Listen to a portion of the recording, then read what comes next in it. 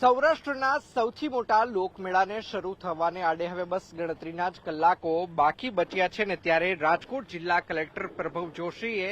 મૌન સેવી લીધું હોવાનું છે તે સામે આવ્યું છે. ખાસ કરીને રાજ્ય સરકાર દ્વારા જે એસઓપી બનાવવામાં આવી છે તે કડક એસઓપીનું પાલન છે. તે રાજકોટના રેસકોર્સ મેદાન ખાતે યોજાનાર સૌરાષ્ટ્રના સૌથી મોટા લોકમેળા ખાતે થશે કે કેમ તે અંગે પણ હાલ અત્યારે સવાલો છે તે ખાસ કરીને સામે આવી રહ્યા છે. કડક એસઓપીના પાલનને લઈને જ ચાર વખત જે વર્ષોથી જે યાંત્રિક રાઇડના સંચાલકો કે જે હરાજી સહિતની પ્રક્રિયાઓમાં ભાગ લેતા હતા તેઓ આ વખતે અળગા રહ્યા છે અને તેના જ કારણે ખાનગી મેળો યોજનારા જે સંચાલકો છે તે મેદાનમાં આવ્યા હતા અને માત્ર એક જ વ્યક્તિએ 1.27 કરોડ રૂપિયાની અંદર 31 રાઇડના પ્લોટ છે તે ખરીદ કરી લીધા છે ને ત્યારબાદ તેણે આ તમામ જે પ્લોટ છે તે ઓનની અંદર વેચી દીધા હોવાનું છે તે સામે આવ્યું છે.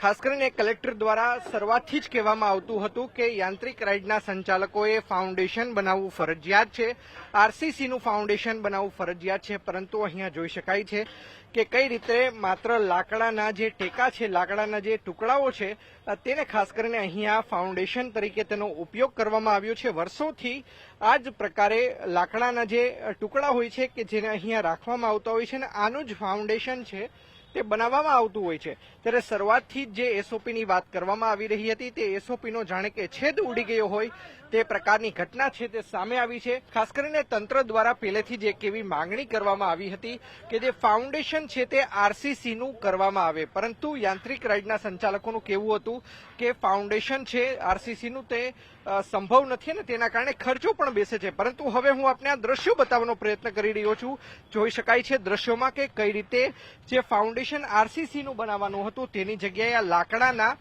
જે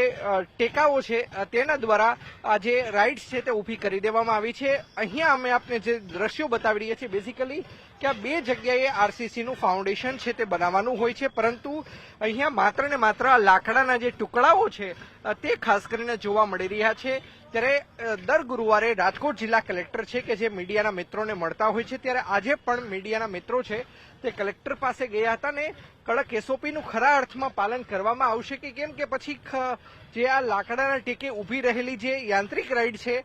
તેને ખુલ્લી મૂકી દેવામાં આવશે. આ મામલે જ્યારે મીડિયા પહોંચ્યું હતું ત્યારે કલેક્ટર પ્રભવ જોશીએ મીડિયા સાથેની વાતચીતમાં જણાવ્યું હતું કે હું 2 દિવસથી ગાંધીનગર હતો તેથી મારી પાસે વિગત નથી, હું વિગત જાણીને આપને જણાવીશ. એટલે ક્યાંક ને ક્યાંક હજુ પણ કલેક્ટર તંત્ર છે તે દ્વિધામાં હોય અને કડક એસઓપીનું પાલન કરાવવામાં આવશે કે કેમ તેને લઈને પણ એક સૌથી મોટો સવાલ છે તે ઉભો થઈ રહ્યો છે. સાથોસાથ વાત કરવામાં તો યાંત્રિક રાઇડના સંચાલકો જે વર્ષોથી લોકમેળાની અંદર ભાગ લેતા હતા, હરાજીની પ્રક્રિયામાં ભાગ લેતા હતા, તેના કારણે આ વખતે તેઓ અળગા રહ્યા હતા અને તેના જ કારણે જે ખાનગી મેળાના જે સંચાલકો છે તે મેદાનમાં આવ્યા હતા અને માત્ર એક જ વ્યક્તિએ 1.27 કરોડ રૂપિયામાં 31 પ્લોટની ખરીદી કરી લીધી હતી અને ત્યારબાદ આ જે વિરેન્દ્રસિંહ ગોહિલ નામના વ્યક્તિ છે કે જેના તમામ જે પ્લોટ છે તે ઓનની અંદર વેચી દીધા, એટલે કે પોતે મલાઈ તારવીને વેચી દીધા હોય તે પ્રકારની વિગતો છે તે પણ સામે આવી છે. હું બીજા પણ જે દ્રશ્યો છે તે બતાવવાનો પ્રયત્ન કરીશ. હું કેમેરામેનને વિનંતી કરીશ કે તે બાજુના મોતના કૂવાના પણ દ્રશ્યો છે તે બતાવવાનો પ્રયત્ન કરે. જોઈ શકાય છે